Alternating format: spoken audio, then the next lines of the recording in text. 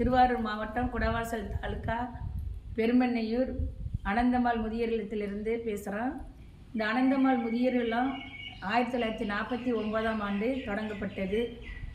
இந்த முதியோர் இல்லத்தில் யாரும் இல்லாதவங்க, கணவனால் கைவிடப்பட்டவங்க, பிள்ளைகளால் கைவிடப்பட்டவர்கள், இன்னும் கல்யாணம் ஆகாதவர்கள் யார் வேண்டுமானாலும் இந்த முதியோர் இல்லத்தில் சேர்ந்து கொள்ளலாம்.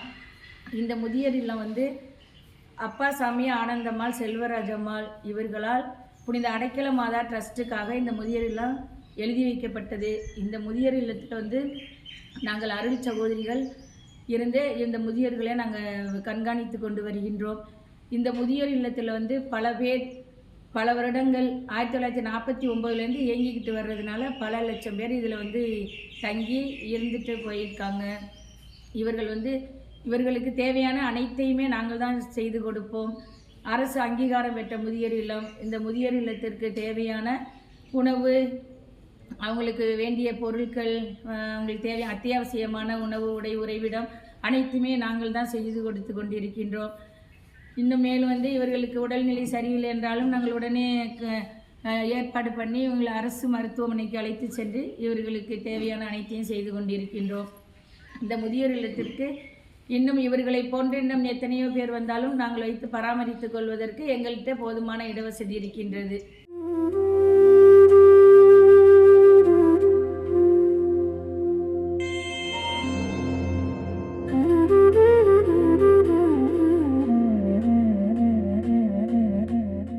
சேவையில் இருப்பவங்களுக்கு தேவை இருக்காது.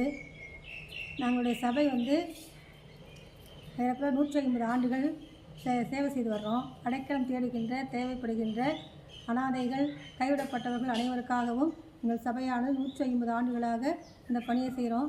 அதிலும் சிறப்பாக இந்த நம்ம பெருமண்ணையூரில் 77 ஆண்டுகள் எங்களுடைய அருள் சகோதரிகள், அடைக்கலணை சபை சகோதரிகள் சிறப்பாக பணியாற்றி வந்திருக்கின்றார்கள். இங்குள்ள முதியவர்கள் நாங்கள் முதியவர்களை அன்போடும் பாசத்தோடும் பார்த்துக்கொள்வோம். அவர்களுக்கு தேவையான கரெக்டான 7 மணிக்கு டீ, காலை உணவு, மதிய உணவு, ஈவினிங் டீ மற்றும் இரவு உணவு அனைத்தையும் நாங்கள் அவர்கள் விரும்புகின்ற வழியில் எது ஒத்துப்போகுமோ அதையெல்லாம் கொடுத்து இந்த ஏழை மக்களை, அனாதைகளை, கைவிடப்பட்டவர்களை நாங்கள் சிறப்பாக அவர்களுக்காக பணியாற்றி வருகின்றோம். இது எங்களுடைய சபை பேரிசம். அதே போன்று எங்கள் உலகம் இருக்கும் வரை எங்கள் சபை இருக்கும். சபை இருக்கும் வரை இந்த முதியோர் இல்லமும் ஏழை மக்களுக்கு செய்கின்ற சேவையும் பணியும் தொடரும். சார் வணக்கம். நாங்கள் ஆனந்தம்மா முதியோர் இல்லத்தில் இருக்கிறோம். எங்களை சிஸ்டருங்க நல்லபடியாக பார்த்துக்குறாங்க, நல்ல சாப்பாடு தராங்க, மருத்துவ உதவி செய்துறாங்க. முதியோர் இல்லத்துக்கே கவர்மெண்ட்லேருந்து சிஸ்டருங்க வர்றாங்க, பரிசோதனை பார்ப்பாங்க, ப்ரெஷர் பார்ப்பாங்க, மாத்திரை எல்லாம் தருவாங்க. எங்களுக்கு மாதத்தில் 2 தடவை சத்து ஊசி போடுவாங்க. நல்ல துணிமணி கொடுத்து நல்ல படுக்கிற வசதிகள் கொடுத்துருக்காங்க. எங்களுக்கு நல்ல சந்தோஷமாக நாங்கள் எல்லோரும் இருக்கிறோம். எங்களுக்கு தேவையான நேரம் தேவையான உணவு தருவாங்க. பழங்கள், கனிகள் எல்லாமே வாங்கி தருவாங்க. குளிக்கிறதுக்கு நல்லா ஏற்பாடு பண்ணி தர்றாங்க. உணவுகள்லாம் நல்ல உணவு. வாரத்தில் 2 தடவை கறிச்சை சாப்பிடுவோம், அதிகமாக வடை பாயசம் சாப்பிடுவோம். நம்ம சந்தோஷமாக மகிழ்ச்சியாக இருக்கும். எங்கள் வீட்டை பற்றிலாம் நான்லாம் நினைக்கிறதே கிடையாது. எனக்கு யாரும் இல்லை. நாங்கள் அனாதையாக வந்தோம். எங்களுக்கு நல்ல ஆதரவு தந்து அடைக்கலம் தர்றாங்க. சகோதரிகள், அருள் சகோதரிகள், அம்மாவங்க எங்களை ரொம்ப கவனமாக பார்த்துக்குவாங்க. எங்களுக்கு நிகம் வெட்டி விட்டு எங்களுக்கு தேவையான எல்லா உதவியும் செய்து எங்களை எப்போதும் சந்தோஷமாக வச்சுருக்காங்க. இங்கே இருக்கிறது எனக்கு ரொம்ப சந்தோஷமாக இருக்குது. நாங்கள் இவங்கள தான் நம்பியிருக்கோம். இவங்க எங்களை அப்படி பார்த்துக்குறாங்க. பெத்த பிள்ளைங்களோ தாய் தப்புன்னு அந்த மாதிரிக்கெல்லாம் என்னை கவனிச்சதில்லை.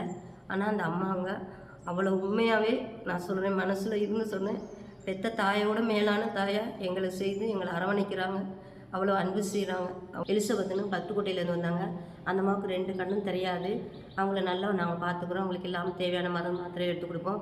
வேளாங்கண்ணிக்கு எங்களை கூட்டிகிட்டு போயிட்டு சந்தோஷப்படுத்தினாங்க. இந்த ஆனந்தம்மா முதியோரத்தில் கொண்டு வந்து விட்டிங்கன்னா நாங்களும் அவங்களோட சந்தோஷமாக இருப்போம், அவங்களும் எங்களோட சந்தோஷமாக இருப்பாங்கன்னு நான் கேட்டுக்கிறேன் சார். ஆனந்தம்மாள் முதியோர் இல்லத்திலிருந்து இறந்து போன கடைசி தருவாயில் இறந்து போன அனைத்து நபர்களையும் இந்த எங்களுக்கு குறிக்கப்பட்டுள்ள இந்த கல்லறையில் தான் நாங்கள் அடக்கம் செய்கின்றோம். அவருக்கு வேண்டிய இறுதி சடங்கு அனைத்தையும் நாங்களே செய்வோம்.